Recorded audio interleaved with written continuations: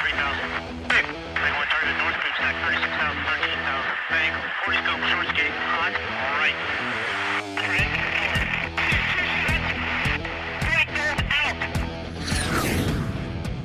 This is the Be One Change One podcast, where our mission is to help listeners define values, practice integrity, and inspire change.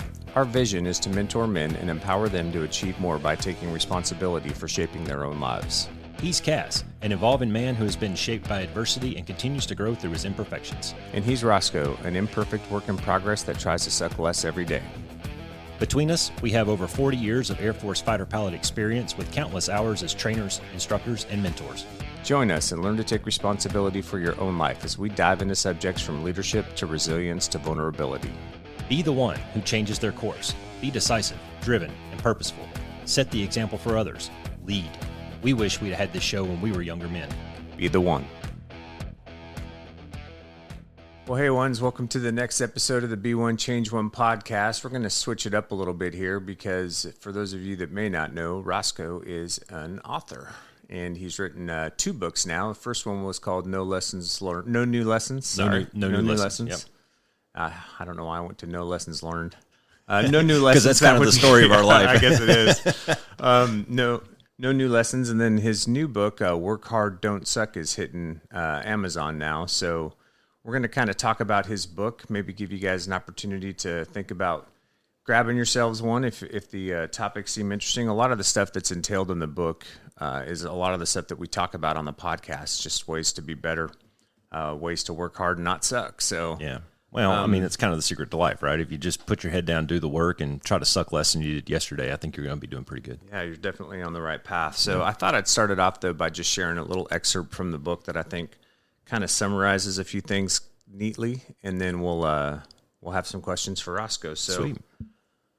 There's a portion of the book that says, "In my life, I have had multiple opportunities to lead, fail, and learn. You will no doubt be afforded chances along the way to do the same. I hope after reading this book, you can take away a few key points to help your moral compass point to a true north that guides you through life positively. Please understand," and I think this is an important point, and we've talked about this on the podcast, "that I have failed as many or more times than I have succeeded. I was always willing to fearlessly try new things, and often the result was not great. Having the fortitude and capacity to pick myself up and keep moving forward was a gift I do not take lightly. I know in your individual lives you will be challenged, as we all are. You will either take the beating life gives you and blame others for your misfortune, or you will get up one more time and keep gaining ground towards your goals. Success is a journey of winning small victories. A football championship cannot be won in the first game. A war will not be won in the first battle. Your success will not come overnight. You need to understand the power of never giving up and always looking for the next domino to knock down. Life can be a buzzsaw at times, and never underestimate the world's uncanny ability to serve you curveball after curveball. Knowing, understanding, and applying principles laid out in this book will help you navigate the chaos and turn life into a choreographed symphony of beautiful awesomeness." I like that. Who the fuck wrote that? I don't know, but it sure as hell ain't you. Thank God for editors, right? Yeah, and then, I think if I could summarize the book with your own words, and this is one of the things that we try to talk about and kind of hammer on the podcast is, dude, you're responsible for your actions. Yeah, 100%. Like, take responsibility for your own life. Yeah. Take responsibility for your own actions. Make smart decisions. Make smart audibles if you need to. Adjust course and move from there. And you even say, my one-line summary of this book is everything is your fault. Take responsibility for your actions. Yeah. And there's truth to that, right? So obviously there's circumstances in life where there can be a whole bunch of different things that lead to maybe something going wrong. But we always have our role to play in all of that. So with that said, work hard, don't suck. Why don't you give me a rough overview after I just said all that stuff, if you would, of what the book's about, man. Why'd you write this book? What was the inspiration for writing it? Yeah. Can I get away with just saying everything you just said? Nope. Okay. Shit. My kids, I've talked about on the show already at some point about how there was a turning point where the boys grew up and didn't rely on old dad as much anymore.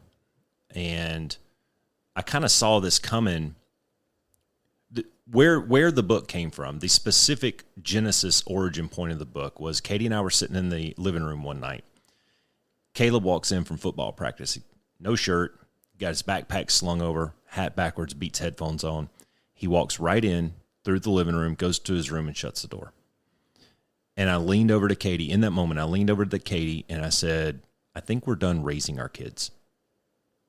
I don't think you'll ever be done being a parent. I'm 47 years old. My mom still parents me. I don't think that job is ever complete or finished. But as far as raising them, we taught them right from wrong. They hopefully have the capacity to choose right. They can identify what they need to do, where they need to go, how to feed and clothe themselves, etc. So that's when I kind of took a big step back in a 30,000-foot view of my role as the dad at this point. And I realized that I needed to continue my path of leading by example, because there's a quote in the book somewhere that says, at some point, your kids aren't going to listen to your advice. They're going to watch your example, right? And you can see this as you're raising kids. You can see that at some point, they don't respond to the shaky finger lecture much anymore. They shut down, they go to their room, they play their video games. But if they see you constantly doing the things that you're talking about, that resonates with them. Yeah, and eventually, example, yeah, that's how you inspire change. Exactly, and you don't have to walk in every day and go, "Hey, Caleb, I went to the gym today. Hey, Nikki, I did this." You don't have to do that. They see it, they know, right? So stepping back and taking that big top down view and the leading by example and everything, I didn't want to just leave it cold cut like that. So I said, all right, I'm going to give them one last volley of dad advice, and I'm going to try to make it fun. I'm going to try to make it short, so that in written word, in some kind of context that will be here, quote unquote, forever, that they will hopefully understand some of the why behind what we did as parents, and specifically what I did and how I conducted myself as a dad. And that's where the genesis of the book really came from. And then it was just a matter of formatting and how I wanted to put together the project and blah, blah, blah.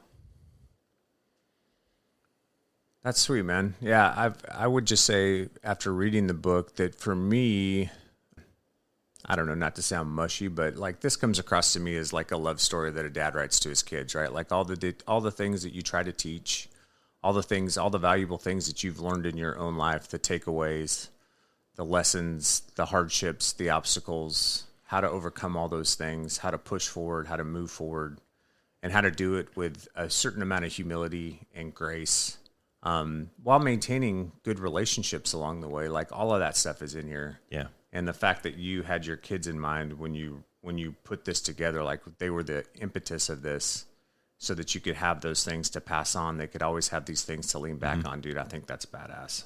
It was fun, man. And it's nothing that you haven't done as a dad. I mean, you've done exactly the same things. You've sat your kids down and you've told them stories from way back when you screwed something up or when you learned a lesson or whatever. I just decided to write it down and stick it on Amazon, and hopefully somebody will get something out of it and pass down to their kids. Yeah. So I know you have at the very beginning of the book, you have a chapter that's like, who should read this book? Yeah. But since most people haven't seen this book yet, why don't you go ahead and tell me, like, who's the target audience? If you were targeting a specific group of people or an age range, what would that be? Yeah, well, that's actually a fun story. Just that discussion. Excuse me. When I initially started putting this together, I started kind of feeling around, and I knew a guy who had written a book. I had read his book. I picked it up in the break room one day, and so I reached out to this guy. He's a fighter pilot, bro, and he put me in touch with a dude who put me in touch with another dude. And anyways, so he and I are sitting down and we're having these conversations about my project and kind of how I thought I wanted it to turn out in the end. And I'm talking to him and I'm saying, look, man, I just want to write a book of dad advice to my kids. That's it. I don't care if it's a fucking workbook. It could be a spiral bound printout from Office Max. I don't care. I just want to give this to my boys so that they can stick it in the magazine rack in the shitter, and maybe one day they pick it up and they read and they go, hey, I wonder what old dad said about, Well, he helped me realize that it's not just my kids that can benefit from this, because I was very, very narrow-sighted on this. And he's a girl dad. And he starts talking to me from that perspective. which was kind of neat. And he said, if you're going to put this together like I think you're going to put this together, I want my daughters to read this because I want them to know what to look for in a man. And that just blew the top off my mind, man. I was like, I never even considered that because I'm a boy dad. That's all I know is boys. And he helped me realize that it's not just the males of the world that can benefit from this, but the females as well. And I'll go a step further. Not only a young lady who's maybe looking for a partner out there and looking for certain character traits and identifying features and values in that partner so that when she brings him home to daddy for approval, she knows what daddy's going to be looking for, right? I'm giving her the answers to the test. Yeah, and I would say that I agree with you in that sense, but I also think that there's plenty of takeaways. Well, I know why you wrote this specifically for your boys. There's a lot of good stuff in here that anybody can learn from. Yeah, 100%. I mean, if I just go over the table of contents, there's communication is key. There's never quit, control what you can control, money, communication, intimacy, goal setting, planning, actively managing your money, defining your own success and happiness. Like there's all these different pieces in here. Yeah. The keep your wiener in your pants probably is more specific for boys than it is girls. Oh, I disagree. To a certain extent. I disagree. Yeah. Right. But I mean, I think I know while this was focused at boys, I can totally see his point of view because all the stuff in here is applicable and to largely the stuff that we talk about on the podcast too, whether it's, defining your own value system and figuring how to do those things, and walking in your own integrity and all like that's applicable to anybody. Yeah, it's gender neutral. It is. And from disregard the male female thing just for a second, but if you're a single parent, specifically if you're a single mom raising a boy. Now, the whole book is written from one man's perspective to 4 young men. All right, so there's a lot of male references in here, and that's not to discount the female being able to take away some good lessons out of it. But if you're a single mom and you're raising a young man, maybe you should read the book and see from a male's perspective, oh, well, maybe I'm trying to teach him this lesson. I'm trying to teach my young son this lesson, but I'm coming at it from a mom's point of view. Maybe I can take it from a man's point of view or a dad's point of view, and maybe that translates just a little bit better. If I can put, instead of talking to him in a certain context, maybe I can figure out a football reference, or some kind of badass something that maybe it'll trigger him. And one thing that you'll find in the book, I think, is we were talking about kind of themes and central themes of the book. One of the themes of the book is there's a lot of redundancy in the book. Yeah. There's work hard, there's keep chopping wood, there's grinding, there's perseverance and persistence, and all of those things kind of mean the same thing. I just tell different stories so that hopefully one of them resonates. Yeah. And that was, when you're dealing with a group of people, just from being an instructor forever, you have to find out what makes that individual tick. Yeah. And sometimes that's part of the fun. It is. I used to ask guys specifically, like, how do you learn best, right? Yeah. Are you a visual learner or are you an auditory person? Like, some people, you can drone on all day, they don't catch anything, but then you draw it on the board for them and all of a sudden it clicks, right? So, yeah. Or you tell a story and it clicks for that kid. You have to tell another story to click it with that kid. And that's kind of that was the approach I was taking out of here. But so who's the target audience then? Just in general, is it poised more for younger men? Is it, or do you think it's applicable kind of across the spectrum? Gosh, I hate to say anybody, but because the riches are in the niches, right? Yeah. You're supposed to niche it down and direct to a certain audience. I will say that I wrote the book from a point of view of a dad speaking to a young man. Yeah. And I'll kind of leave it at that. Now, that's not to say that, you read the book. Yeah. And so you tell me, did anything resonate with you? Absolutely. You're 50 years old. So I think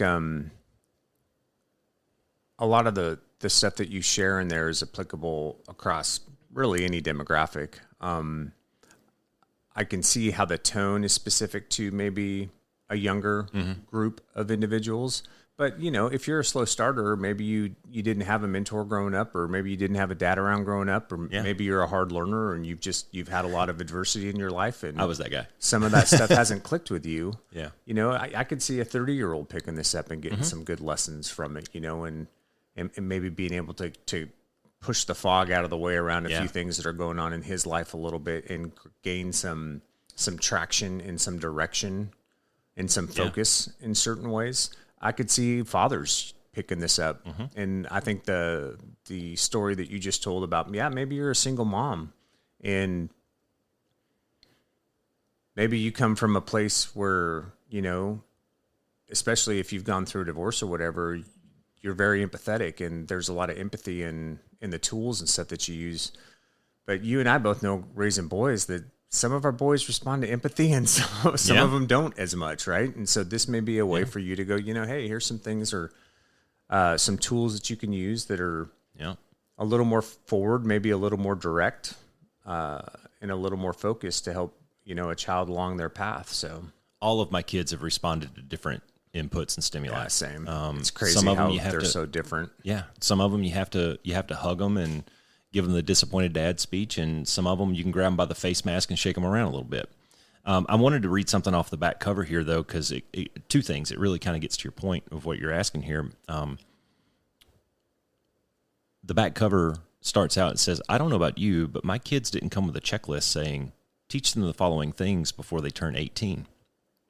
So after 26 years of parenting and many lessons learned the hard way, I wrote the checklist." And then skip down to the last paragraph, and it says, "If you're a parent, young adult, grandparent, coach, or mentor, let this book be both a checklist and a coaching platform, regardless of gender." And in the very beginning of the book, there's a chapter, the first chapter you read is, who should read this book? And one of the people that we were getting very close to saying it there, but I'm going to come right out with it, is what if you're a 25-year-old dude who maybe just got married, you know, you got out of college, you just got married, and you're about to have your first kid, and you find out it's a boy.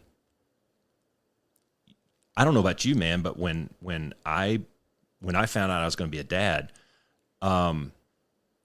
there was a little bit, well, obviously there's elation and joy, but then after a little bit, there's a little bit of panic because you're like, oh shit, I don't know what I'm doing. Like, I'm still a kid myself, man. Yeah. You know, I mean, I've been doing this for a long damn time. I was a dad when I was very, very young. So what could I possibly teach this kid being so young, you know, 19, 20 years old or whatever?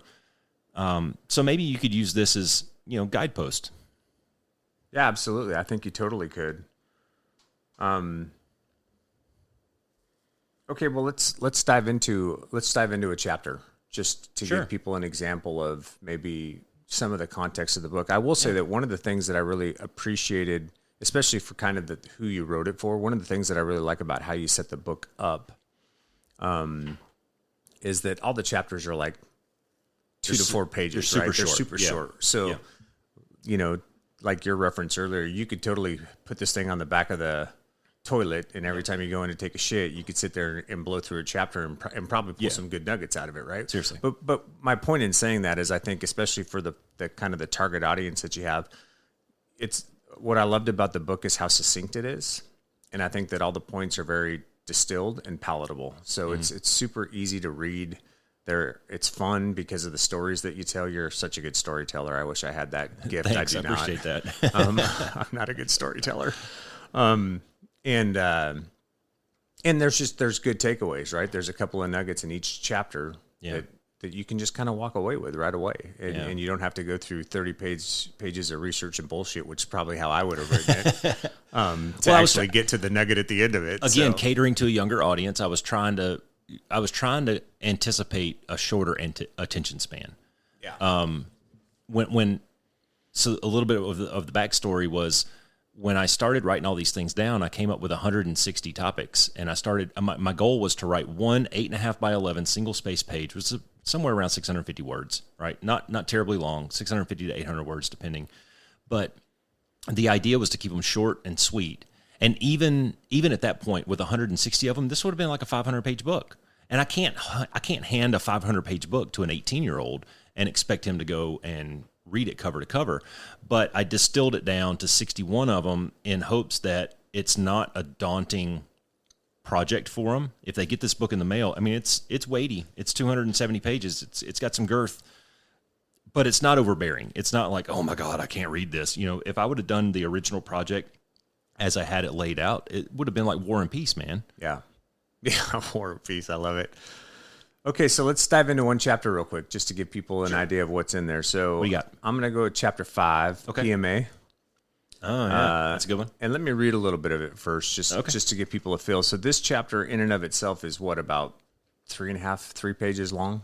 Yeah. It's pretty short. Yeah, so Thomas Jefferson said that nothing can stop the man with the right mental attitude from achieving his goal. Nothing on earth can help the man with the wrong mental attitude. There's a lot of truth to that. So PMA is positive mental attitude, and it's a powerful tool that you need to practice using, that you always need to have in your mental toolkit.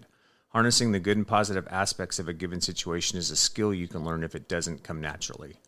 But I'm not going to lie, sometimes PMA is difficult to maintain. Eventually you, like all the rest of us, will be tested by an adverse event in your life. God, isn't that the fucking truth? Mm-hmm. Something that could potentially send you down an unexpected path or otherwise be life-changing. Realizing that such events and circumstances are inevitable, you need to learn to choose and hold tight to a positive mental attitude. So talk to me about this chapter in PMA. Yeah, so I was really inspired by a good friend of mine. And I mean, we were airmen together way back in the day, 20 something years ago, 26, 27 years ago. Anyways, lifelong friend. And he was an avid motorcycle rider. And this guy, when he got out of the Air Force, he kind of developed this little tagline they used to put on everything, and it said, "Life does not suck." Which, okay, you know, it's a platitude. I get it. But there's a lot of truth to it when you have the right outlook on things. So this guy's an avid motorcycle rider, always very diligent about wearing his PPE, his protective gear and all that. And so he gets he had this beautiful blue Harley, named it Rose, and it's getting to be like October this particular year, and he gets it out and cleans her all up, and he lives down in Tucson. He's going to start driving her to work because the weather's getting nice, right? Yeah. And he's driving into work, got all of his gear on and everything, gets rear-ended by a truck, bike lays over on him, and he ends up losing his leg from the knee down, his right leg, right?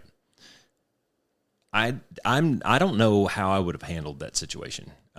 That's a big blow, man. To everything that you know is normal just got changed. Yeah, that's life altering. Yeah, for I sure. mean, literally. I mean, they had to reorganize their house. They had to get handrails installed and ramps, and he had to get fitted. Gosh, I think he's gone through something like 6 or 7 different legs and fittings and all that, because the stump has to shrink. Have to learn how to walk again, how to do everything again. It's Drive.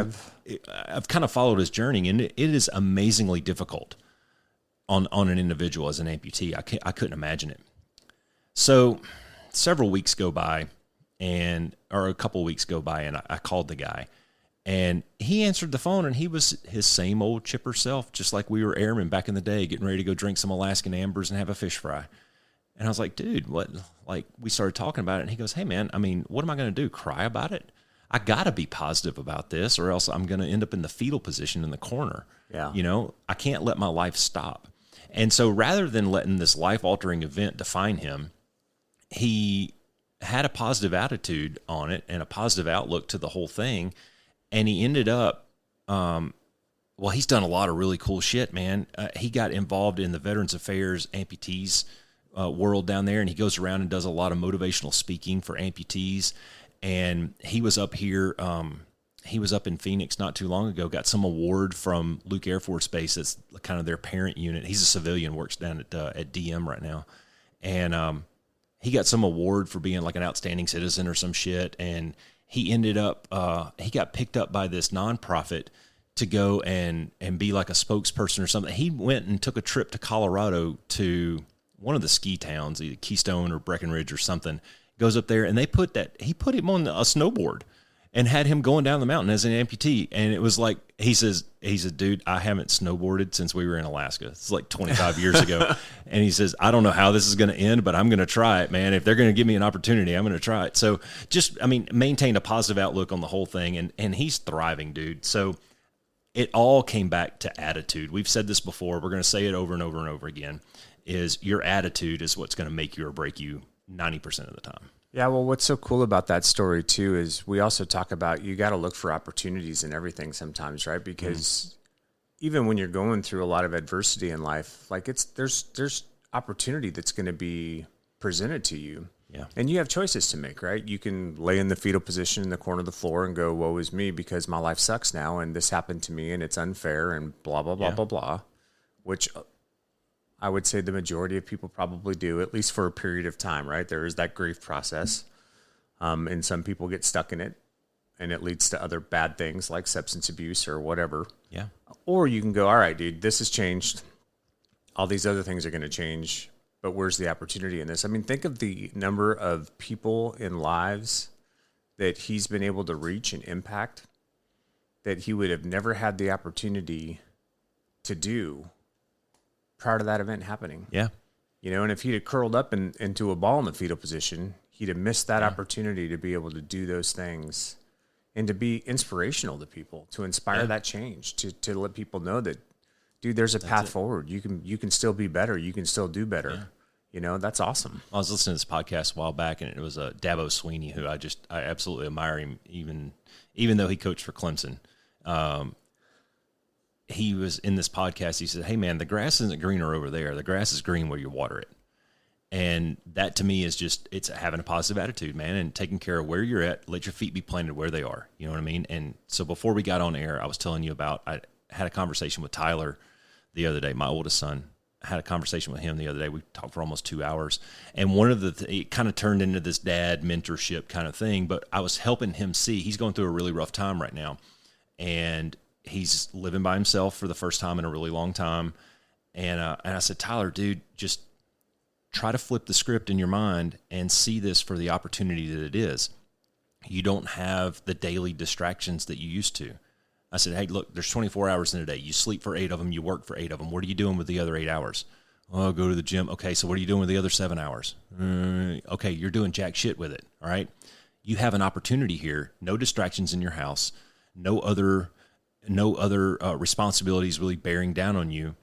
You can go to school. You can go get another certification. He wants to get a Security Plus certification. Like, start studying, man. Put that shit on a calendar. Let's put that out there as your goal. Let's develop a plan for it, and you can execute this. So rather than looking at it as a woe is me thing, look at it for the opportunity that it is, and jump on it. Well, and a lot of times too, I think in situations like that, if you've got, something that's tough that you're going through, maybe it's very anxiety provoking, or there's a lot of grief associated. Sometimes being able to take that negative energy and then push it into something that is positive, like, hey, I'm going to go work on this. I think we often miss opportunities when we're going through big life-changing events like that. I think it's very easy to get wrapped up in grief.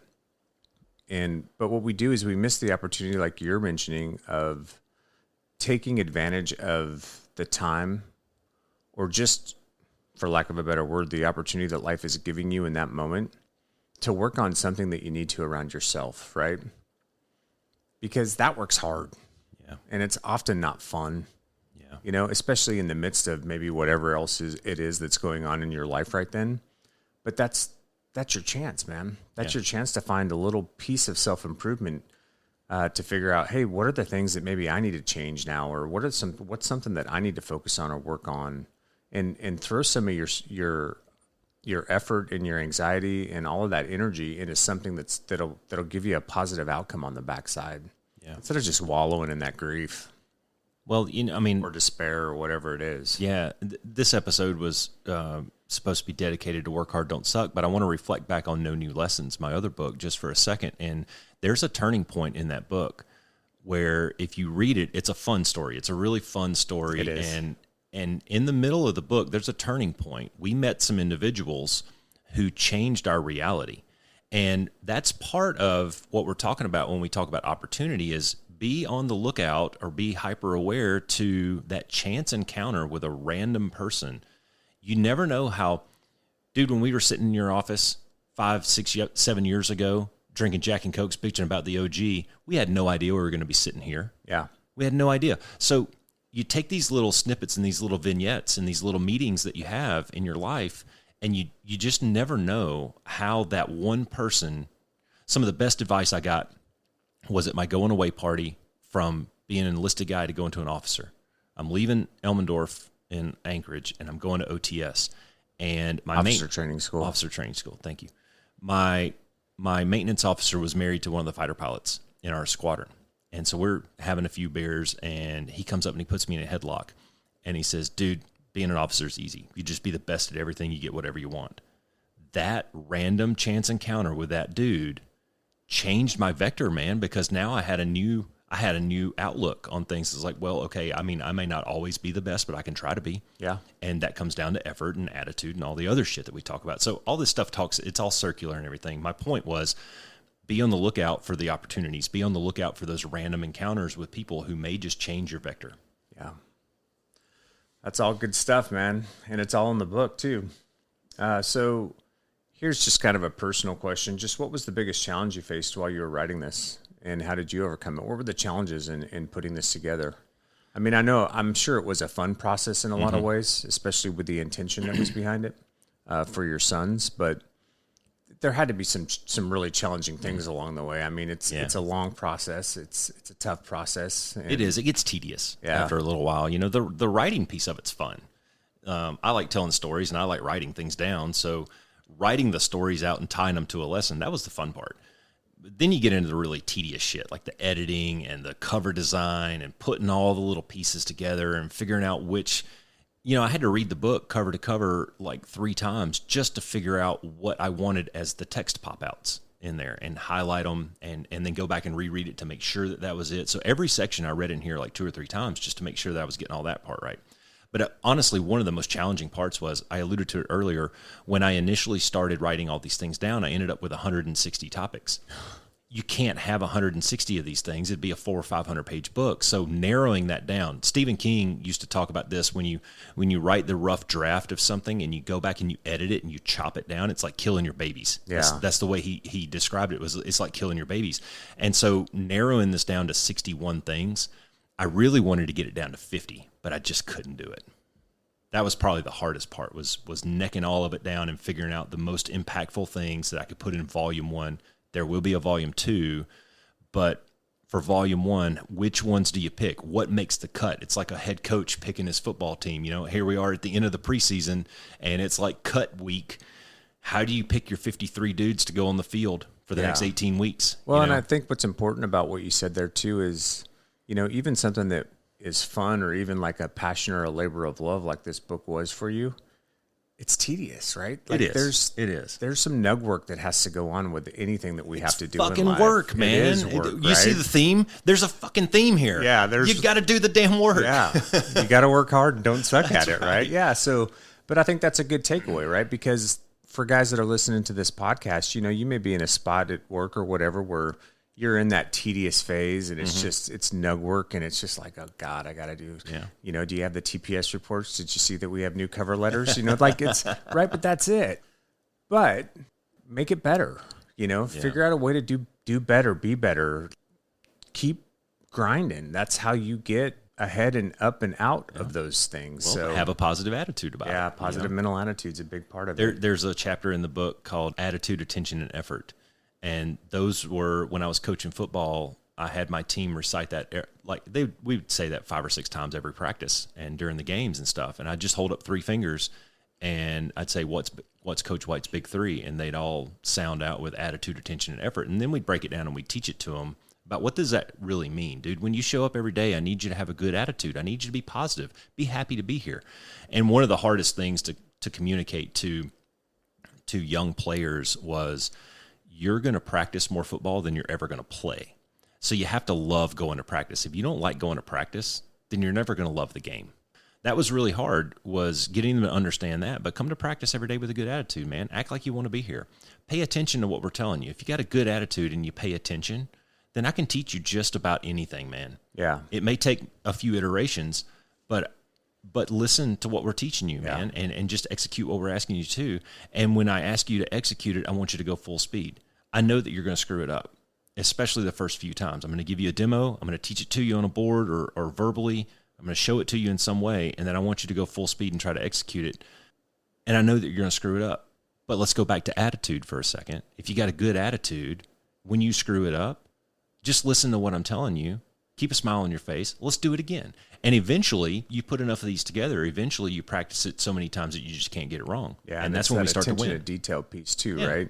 I mean, we don't. I was Alicia and I were watching some preseason football yesterday, and we were talking, and it's the last week of the preseason, so it's all the second, third stringers. They're trying to figure out who's going to make the rosters and who's cut not, week, man. and it's cut because it's cut week. They're taking it down from 90. Yep.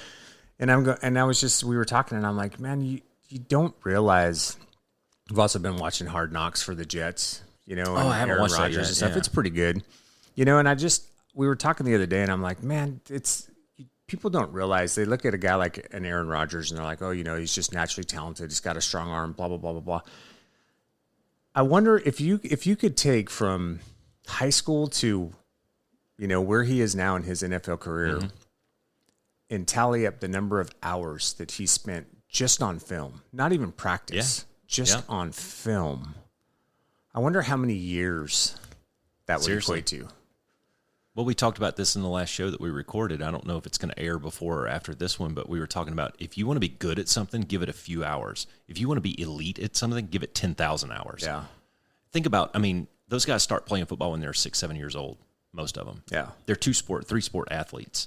Like, yes, they're gifted, they're talented, but when you get to that level, that's effort, man. Tom Brady's not the most gifted athlete out there by a long stretch. He's not the most talented quarterback to ever play the game, but he worked so freaking hard at it. He spent so many hours in the building doing the grunt work and doing the grind that nobody else wanted to do, and that's what set him apart, man. Yeah, it is.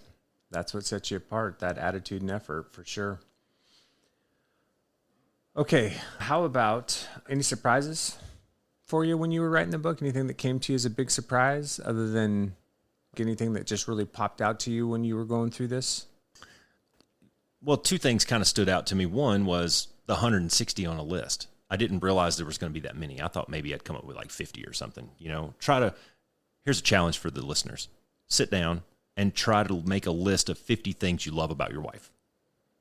It's harder than you think. Yeah. Sometimes, because you end up in redundancy land. Like, I love her feet. I love her toenails? ? But anyways, seriously, that's a fun little challenge. Katie has a list from when we were dating that I wrote down 50 things that I loved about Katie. She still has it. Anyways, the surprise to me was that I come up with 160 of these darn things. And yes, some of it is, there are some redundancies built in, but they're all still kind of they're kind of unique, and the stories are different. I don't tell the same story twice in the book. I don't tell the same story twice in the whole list of 160. So that was surprising to me that I came up, and I'm still coming up with stuff.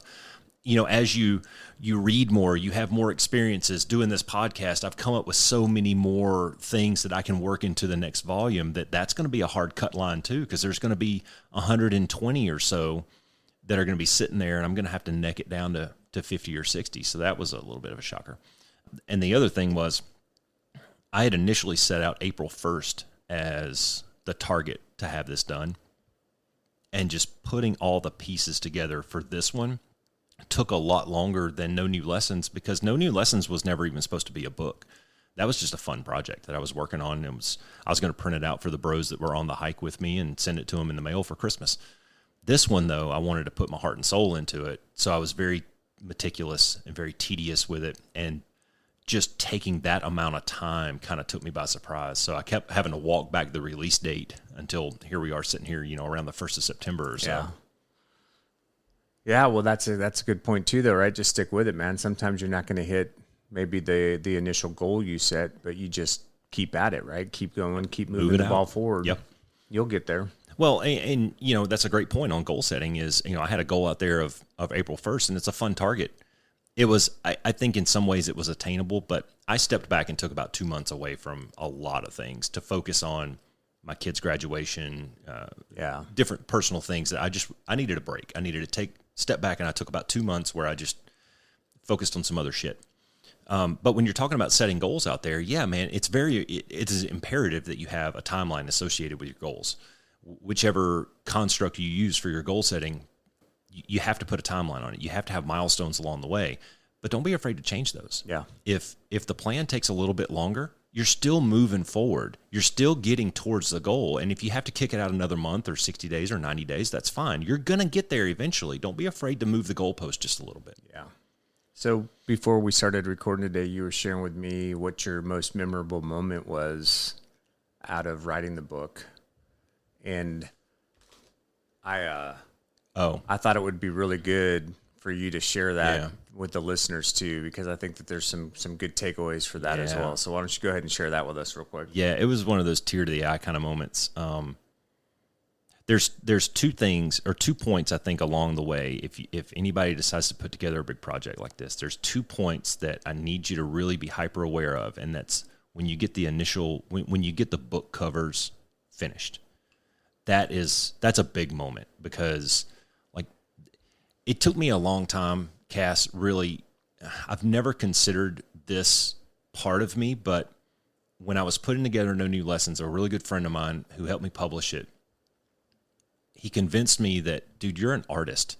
You're creating art. You're creating something from scratch. And I've never considered myself an artist at all. I've always just thought of myself as a doer, knock down blocks, big rocks to little rocks kind of guy. You're very creative. Well, that aside, when you're working on something like this, there's so many different little detailed things that you have to design, that you have to come up with, and coming up with the cover for this, man, that was a months long project of brainstorming and coming up with the color palettes and the fonts and how do you want it to stand out and what do you want it to look like, what size of the book. I told you the other day, the book got pushed back almost a month because I screwed up the freaking size. One little typo in a Word document, he formatted it to an 8x5 and I wanted it 8.5 by 5.5. I screwed up. Yeah. And I had to eat that to the tune of about $250. But anyways, so getting the covers, that was a big like hallelujah moment, right? But the really big one is when I got the package in the mail that contained the proofs. Now it's no longer just words on a PDF document. It's no longer just a JPEG on the computer. So I got the package in the mail. We already had family night scheduled for that night. So I got the package in the mail that day and I threw it in the back of the truck and I took it to dinner with me and Katie and the kids. And I said, all right, boys, here it is. And I stood up and Katie videotaped me opening it up. And when you hold your book in your hand for the first time, that is a moment. And the reason I was telling you that story was, for the listeners, the takeaway here is to learn to identify these moments that you can't recreate them. There's no way that I could recreate that moment. And the authentic reaction to seeing my book with my name on it for the first time, right? And there's a lot of these little events that happen throughout your life, your daily life. You might have had one this morning. And if you can learn to be hyper aware to these things as they're happening, then maybe you take that picture. Maybe you just sit there for a minute. I remember the last football game that I was the head coach was the championship football game. And we're going to win the game. We're up 32-12, I think, with like a minute and a half left. And I called my last timeout, and I got my whole team over to the sideline. And I said, guys, I don't need to talk to you. I want you to take 30 seconds and look at your family in the stands, look at the scoreboard, really burn this into your brain, because this is a moment you will never get back. And that's the message to the listeners, is become hyper aware to those moments that you just can't recreate. Yeah, well, I think the other takeaway for that too is, you were saying this has been like a 1.5 year, 2-year process, right? So think of all of the amount of time, effort, energy that you put into this project. And, I'm sure there were points along the way where, you're like, oh, that's really cool because you're getting closer and you're getting closer. But it's like pilot training, right, man? You go through a year of pilot training and there's all that, being evaluated every day, every grade sheet, every check ride. You're nugging it out 12 hours a day for a year. And then you get to graduation night, right? And now you've actually got something tangible and they put wings on your chest, Yeah. And it's like, it's a representation of all of that hard effort work. and hard work that and so my point in that is, for the guys that are listening out there, is, dude, you may be in the middle of it right now. And whatever goal you've set for yourself, it may seem like it's way over the horizon line. Yeah. Keep going, right? Just keep pushing, because at some point you're going to have that tangible piece. You're going to be holding that book. You're going to be holding that book in your hand, or whatever it is, right? It'll be there. Yeah. You just got to keep make one step at a time, moving towards it, right? Well, and I would just pile onto that when you have these audacious goals, when you have these big projects and these long-term things that you're working on, like going through flight school is a 2-year process, and then getting through the B course is a 9-month process. And then, writing this book was a 1.5 plus process. These things are long, and you can't focus on the finish line. There's no way. Like when you start a football season, you can't focus on winning the championship. You focus on, what am I practicing today? And so it was every day I would sit down in front of my computer and go, which chapter am I writing today? Or which little menial task am I going to work on today? And it was just knocking down, thousands of little dominoes one at a time until a 1.5 years later, you got a book. That's awesome, man. Yeah. So for anybody out there that's listening, Roscoe, that may be interested in getting a copy of your book, how can they do that? You can go to my website, paulroscoewhite.com, and there's a tab at the bottom that'll take you straight to the Amazon page. There's also a Learn More button if you want to kind of read a synopsis of the back cover on there. Or you can go to Amazon and just search for Work Hard, Don't Suck. I think it popped up on Google for the first time a couple of days ago. SEO takes a few days or a few weeks for it to come up. But if you Google Work Hard, Don't Suck, Paul Roscoe White, it'll pop up and it'll take you right to Amazon. You can get it. Okay, anything else you want to leave with the listeners for today about Work Hard, Don't Suck? I don't think so, man. All right, you guys, it's a great book. Go out and get it. You won't regret it. It's got a lot of redundancy to the things that we talk about on the podcast. Some good takeaways. It's an easy read, and it'll help. Parting shots? Be the one. Be the one. Thanks for flying with the Be One Change One podcast. If you got something out of this show, then be the one and share it in your circles of influence. You can be our wingman through our website at www.be1change1.com. That's B and the number 1, change and the number 1.com. We invite you to be the one and join our fighter squadron on social media at Be1Change1 on Facebook, YouTube, and Twitter. You can follow us at Paul Roscoe White on Facebook, Instagram, and LinkedIn, as well as Roscoe's website, www.paulroscoewhite.com. You can email us from the website, and please leave comments, share, and ask questions, or leave ideas of things you would like to discuss on future podcasts. Most importantly, be the one that helps us win the algorithm by leaving a review on whatever platform you're listening on. Thanks for joining. Until next time, be the one.